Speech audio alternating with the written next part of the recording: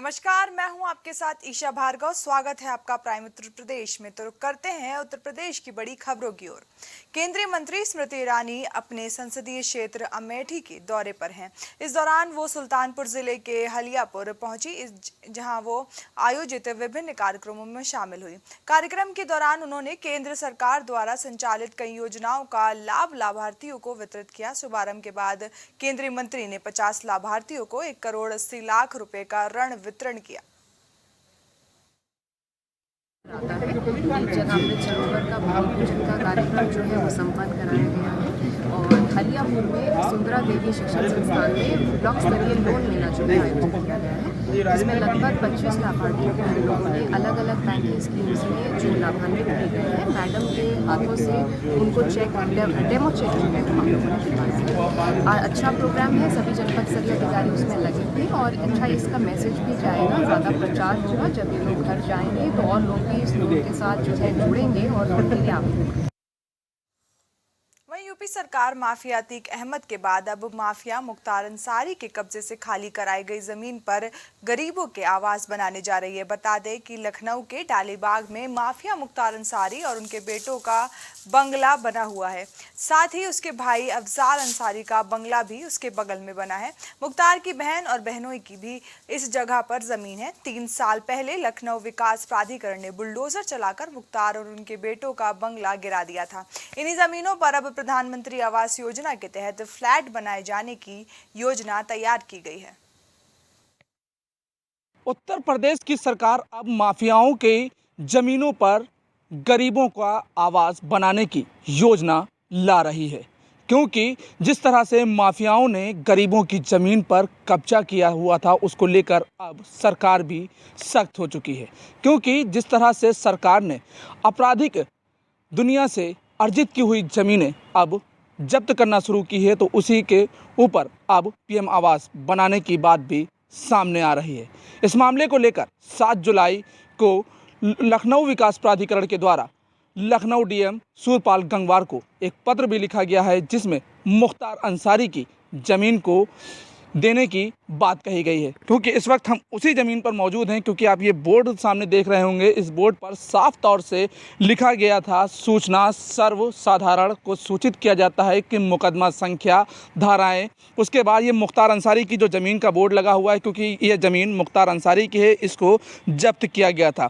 फिलहाल जब्त करने के बाद जिस तरीके से ये ज़मीन सरकार के कब्जे में है, तो उसके बाद अब इस ज़मीन को लेकर जो पीएम आवास बनाने की बात कही जाए, क्योंकि इसके बगल की हम बात करें तो इसके बगल में मुख्तार अंसारी के बेटे और भाई के बंगले भी हैं। क्योंकि अब जिस तरीके से बात की जाए, पहले माफिया अतीक अहमद की ज़मीनों पर सरकारी आवास बनाने की जो बात कही गई थी, जो गरीबों को आवास देने की बात कही गई थी, लेकिन अब मुख्तार अंसारी की ज़मीनों पर भी गरीबों के आवास बनाने की बात चल रही है। फिलहाल जिस तरीके से लखनऊ डीएम को ये पत्र लिखा गया है और पत्र में निःशुल्क इस ज़मीन को लेने की बात कही गई है। फिलहाल अब देखना ये होगा कि जिस तरीके से डीएम को पत्र लिखा गया है और पत्र के बाद क्या कुछ इसमें जवाब आता है, और जवाब आने के बाद क्या लखनऊ विकास प्राधिकरण इसमें गरीबों के लिए आवास बनाएगी और वो आवास आवंटन करेगी। फिलहाल इस मामले को लेकर सरकार की बात की जाए तो सरकार भी लगातार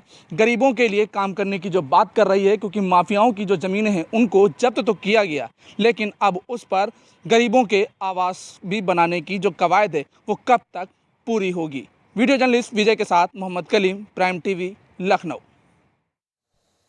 उन्नाव में मुख्य अतिथि के रूप में पहुंचे सदर विधायक पंकज गुप्ता ने सैकड़ों वृक्षों का रोपण किया। संस्था के पदाधिकारियों के साथ मिलकर ये रोपण किया गया। संस्था के अध्यक्ष पुतन लाल पाल ने उपस्थित लोगों को विधायक पंकज गुप्ता की उपस्थिति में पर्यावरण के संरक्षण और संवर्धन की सामूहिक शपथ भी दिलाई।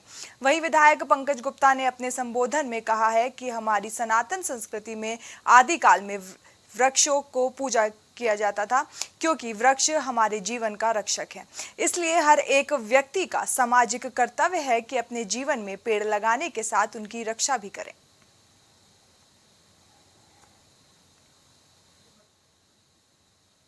वहीं पाकिस्तान की से आई सीमा हैदर के बाद अब बांग्लादेश की महिला जूली का मामला सामने आया है। प्रदेश के मुरादाबाद की सुनीता नाम की महिला ने एसएसपी को प्रार्थना पत्र देकर सनसनी फैला दी है। सुनीता ने वरिष्ठ पुलिस अधीक्षक को एक प्रार्थना पत्र सौंपा है। उसने उस शिकायती पत्र में आरोप लगाया है कि उसका बेटा अजय बांग्लादेश की रहने वाली जूली नाम की महिला से व्हाट्सएप पर चैटिंग से बात करता था। जो बांग्लादेश की रहने वाली जूली नाम की महिला से 3 महीने पहले अपनी 11 साल की बेटी हलीमा को लेकर मुरादाबाद में आई और फिर कुछ समय बाद मुरादाबाद में रहने के बाद धर्म परिवर्तन करते हुए मुस्लिम धर्म छोड़कर हिंदू धर्म अपना लिया। हिंदू रीति रिवाजों से अजय से शादी कर लेती है। शिकायतकर्ता सुनीता के मुताबिक कुछ समय पहले बांग्लादेशी महिला जूली ने अपनी वीजा में समय बढ़वाने की बात कही थी। इस मामले में जांच चल रही है। जांच के आधार पर जो भी तथ्य सामने आते हैं उसके अनुसार कार्रवाई की जाएगी। वहीं पीड़िता ने न्याय पाने के लिए देश के प्रधानमंत्री नरेंद्र मोदी से मीडिया के माध्यम से भी गुहार लगाई है कि प्रधानमंत्री उसके बेटे अजय को बांग्लादेश से वापस भारत बुलवा ले। इसकी एक लड़की आई थी, मोबाइल से चैटिंग करके बात करके किससे बात की आप? लड़का से करके। आपके हाँ। क्या नाम है लड़के का? अजय। तो क्या हुआ चैटिंग करके? वो लड़की आ गई थी, यहाँ शादी कर ली, शादी करके उसे ले गई, बोले मुझे छोड़ के आओ। कहाँ? बॉर्डर पे। कौन सा बॉर्डर? बांग्लादेश की बॉर्डर ये जो हरिदासपुर है? वो, हाँ हरिदासपुर। फिर हरिदासपुर कितने हुआ? ये 3रे महीना चल रही। तो क्या हुआ जब बॉर्डर पर गया? तो उसे ले गई पार करके। जब बॉर्डर पार हुई तब उसने लड़का ने फोन करा तो मम्मी मुझे ऐसे ऐसे दी आई है तो मैं 10-15 दिन में वापस आ जाऊंगा। उसके बाद फोन करते रहा, ये कई महीना में 10 दिन में ऐसे फोन करते रहा। जब हाल फिलहाल बोला दीदी धन के पास फोन करा तो बोले दीदी मुझे 15,000 रुपये भेज दे, मैं ऐसी मुसीबत पे पड़ा हूँ। तो बोले भैया मैं कहाँ से भेजूँ, किस पते से भेजूँ। तो उसके बाद मेरे पास फोन आया। जैसे मेरे पास फोन आया मैं बोले हाँ बेटा क्या बात है। तो बोले मम्मी क्या कर रही, मैं लेटी हुई हूँ काम पे से आई। इतने कह के फोन काट दिया। 2 मिनट बाद ये फोटो भेज दिया। और तुमने क्या? फोटो में सिर फटे हुई है, खून ही खून हो रहे। उसके बाद फोन बंद है, ना कोई फोन लग रहा है, ना कोई आ रहे ना जा रहे।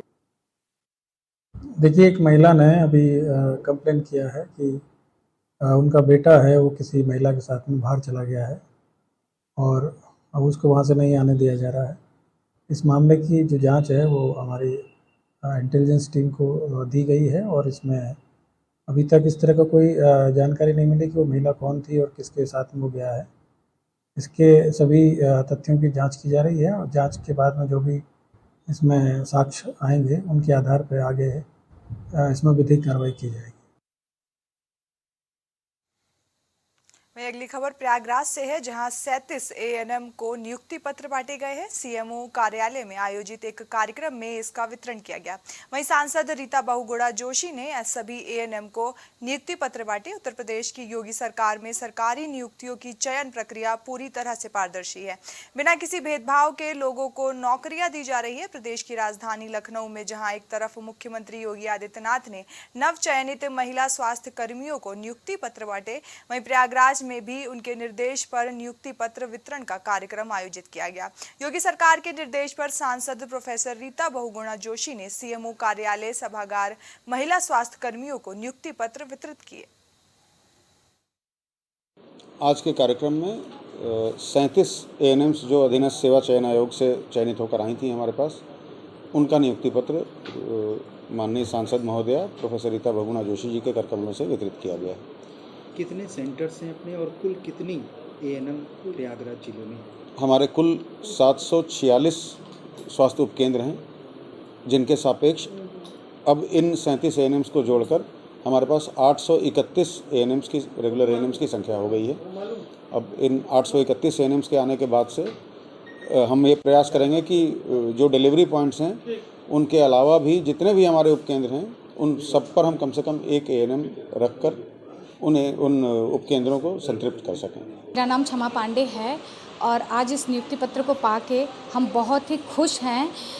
ये इतने सालों के बाद हमें नियुक्ति पत्र मिला है। 8 साल हम लगातार कोविड में भी हमने लगातार ड्यूटी की है, उसका आज फल मिला है, ऐसा महसूस हो रहा है। और श्री योगी आदित्यनाथ जी से, मुख्यमंत्री जी से ये हम मतलब उनसे चाहते हैं, मतलब शुक्रिया करना चाहते हैं हम उनसे कि उनकी वजह से, उनकी ऐसी सरकार है जिन्होंने इतनी जल्दी एक निकाल के वैकेंसी निकाल के और इतनी जल्दी उन्होंने इस पे काम करके हम सबको नौकरी दिलवा दी है। सर, मेरा नाम सरिता सिंह, मैं आजमगढ़ से हूँ और मैं माननीय मुख्यमंत्री जी को बहुत बहुत धन्यवाद बोलना चाहती हूँ, जो हम औरतों के लिए इतना सहयोग किए और ये भर्ती पारदर्शी तरीके से करवाए। और मैं ये चाहती हूँ कि योगी जी फिर से दोबारा आएँ और आप लोग उनको सपोर्ट करिए। हर औरतों का भला हो, अपने परिवार और बच्चों का देख रेख वो अच्छे से खुद संपन्न होकर कर सकें। झांसी में ई रिक्शा चालकों ने ठेकेदार पर गुंडागर्दी के बल पर अवैध उगाही का आरोप लगाया है। कई ई रिक्शा चालक लामबंद होकर अपने ई रिक्शा के साथ मोट तहसील पहुंचे, जहां उपजिलाधिकारी को ई रिक्शा चालकों ने लिखित रूप से शिकायत पत्र दिया और गुंडा टैक्स वसूलने वाले ठेकेदार के खिलाफ कार्रवाई की मांग की है। ई रिक्शा चालकों से अवैध उगाही का मामला नगर पंचायत मोट से सामने आया, जहाँ ई रिक्शा चालकों ने मोट तहसील परिसर में अपने ई रिक्शा के साथ पहुंचकर उपजिलाधिकारी कार्यालय पहुंचकर अवैध उगाही रोके जाने के लिए ज्ञापन सौंपा है। ई रिक्शा चालकों ने विरोध जताते हुए उपजिलाधिकारी से ठेकेदार के खिलाफ कार्रवाई की भी मांग की है। देखिए, अभी कुछ देर पहले ई रिक्शा चालकों का एक समूह है, उन्होंने जो है एक शिकायत करी है कि उन जो रिक्शा चलाते हैं तो वहाँ पर स्टैंड पर या फिर नगर क्षेत्र के बाहर भी तो उन्होंने शिकायत करी है कि उनसे जो है पर्ची काटकर 20 रुपये और 30 रुपये की वसूली की जा रही है। तो इसके संबंध में नगर पालिका के जो अधिकारी संबंधित हैं उनको और जो संबंधित फर्म वहाँ पर ठेका ली है उसके संबंधित सारी चीज़ों को बुलवाया गया है, सारे अधिकारियों को बुलवाया गया है और उनसे जानकारी अभी ली जाएगी कि जो टेंडर हुए हैं उनमें क्या क्या नियम हैं, किन नियमों के तहत वो कार्रवाइयाँ हो रही हैं और नगर क्षेत्र के बाहर अगर वसूली की जा रही है या पर्ची भी काटी जा रही है तो वो थोड़ा सा एक सेंसिटिव मुद्दा है। राजधानी लखनऊ में कमिश्नरेट के डीसीपी पश्चिम राहुल राज के नेतृत्व में काम कर रहे पारा कोतवाल श्रीकांत राय की पारा पुलिस टीम को एक बार फिर से सफलता हासिल हुई है। कोतवाल श्रीकांत राय के निर्देश पर काम कर रहे उप निरीक्षक ओम प्रकाश मिश्रा, उप निरीक्षक अजय सिंह और कांस्टेबल दीप नारायण ने सफलता हासिल की। पारा कोतवाली के अंतर्गत बड़े स्तर पर कार से 3 अभियुक्त घूम कर मादक पदार्थ गांजा बेचने का काम करते थे। पुलिस टीम ने तीनों अभियुक्तों को गांजा के साथ पकड़ लिया है। वहीं पास से बरामद हुए 1,50,000 नगद गांजा और 3 मोबाइल बरामद किए गए हैं। तीनों अभियुक्त गढ़ के खिलाफ विधिक कार्रवाई करके जेल की सलाखों के पीछे भेज दिया गया है। अलीगढ़ के कोतवाली इगलास क्षेत्र में गांजा तस्करों के खिलाफ चलाए जा रहे अभियान के तहत पुलिस को बड़ी सफलता हाथ लगी है। पुलिस की ओर से गांजे की तस्करी करने वाले 2 आरोपियों को गिरफ्तार कर लिया गया है। मुखबिर की सूचना के बाद हुई कार्रवाई को लेकर गांजा तस्करों में हड़कंप मचा हुआ है। फिलहाल पुलिस की ओर से पूरे मामले की जांच पड़ताल करते हुए तस्करों के तारों को खंगालने का भी काम किया जा रहा है। सूचना पर पुलिस ने दोनों को गिरफ्तार करने के बाद जेल भेज दिया है और पुलिस आगे की कार्रवाई में जुट गई है। उत्तर प्रदेश की खबरों में फिलहाल के लिए बस इतना ही। देश और दुनिया की तमाम खबरों के लिए बने रहिए प्राइम टीवी के साथ। नमस्कार।